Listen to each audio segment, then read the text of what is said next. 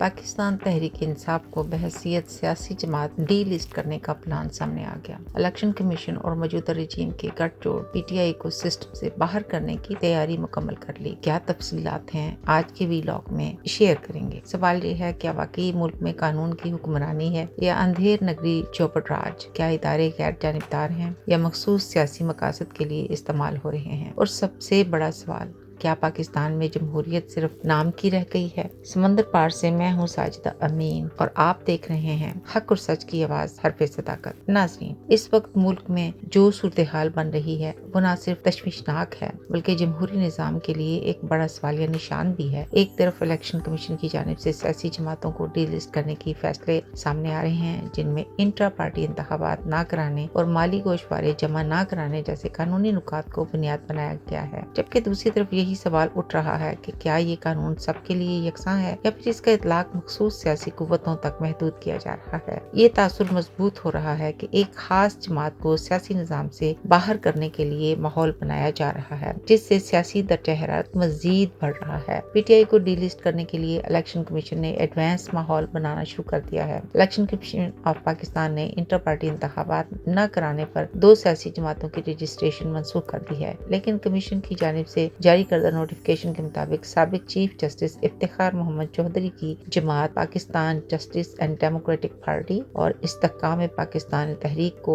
D list कर दिया गया है। इन जमातों के खिलाफ ये कार्रवाई इलेक्शन एक्ट और रूल्स की मुसलसल खिलाफ वर्जियों, इंटर पार्टी इलेक्शन न कराने और सालाना माली गोशवारे जमा न कराने पर अमल में लाई गई है। इस फैसले के तहत दोनों जमातों से उनके इंतखाबी निशानात भी वापस ले लिए गए हैं। ताज़ा तरीन फहरिस्त के मुताबिक इस वक्त पीटीआई, टीएलपी समेत 4 सियासी जमातें ऐसी भी हैं जो किसी बाकायदा सरबराह या इंटर पार्टी इंतखाबात के बगैर काम कर रही हैं। पाकिस्तान की तारीख में सबसे बदतरीन किरदार मौजूदा इलेक्शन कमीशन और chief election commissioner Sikandar Sultan Raja ने अदा किया। गुज़िश्ता इंतखाबात में तहरीक इंसाफ के खिलाफ बाकायदा एक पार्टी बनकर जस्टिस फाइज ईसा के साथ मिलकर इंतखाबी निशान छीन कर मुल्क को बेयकीनी सूरत हाल में धकेला, फिर इलेक्शन चोरी करके इमरान खान का मैंडेट चोरी किया और अब एक बार फिर तहरीक इंसाफ का बहसीयत पार्टी सिस्टम से बाहर करने की कोशिश की जा रही है। नाजरीन, ये पहला मौका नहीं कि इलेक्शन कमीशन के किरदार पर सवालात उठे हैं। गुज़िश्ता इंतखाबात के दौरान भी इल्जामात लगते रहे कि फैसले गैर जानिबदार नहीं थे। दूसरी जानिब अदालती निज़ाम में होने वाली हालिया तब्दीलियां भी बहस का मौजू बनी हुई हैं। जजिस के तबादलों, सीनियरिटी के मामलात और तयनाती के हवाले से भी जो फैसले सामने आए हैं, उन्होंने कानूनी बरादरी में एक नई बहस छेड़ दी है। जस्टिस मोहसिन अख्तर कियानी, जस्टिस बाबर स्तार और जस्टिस सुमन रिफत इम्तियाज जैसे जजेस के तबादलों को Lahore high court bar association ने सुप्रीम कोर्ट में चैलेंज भी कर दिया है, जो इस बात की निशानदेही करता है कि अदलिया के अंदर भी इन फैसलों पर इत्तफाक राय मौजूद नहीं। नाजरीन,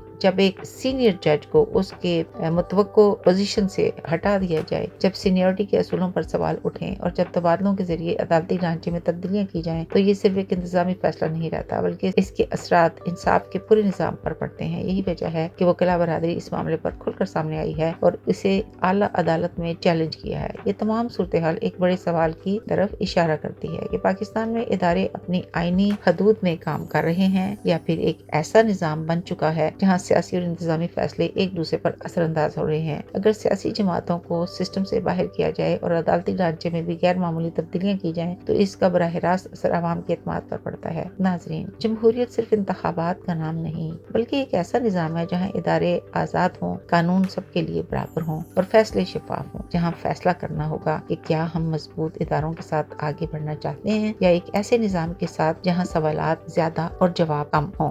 आज के लिए इतना ही। पाकिस्तान जिंदाबाद।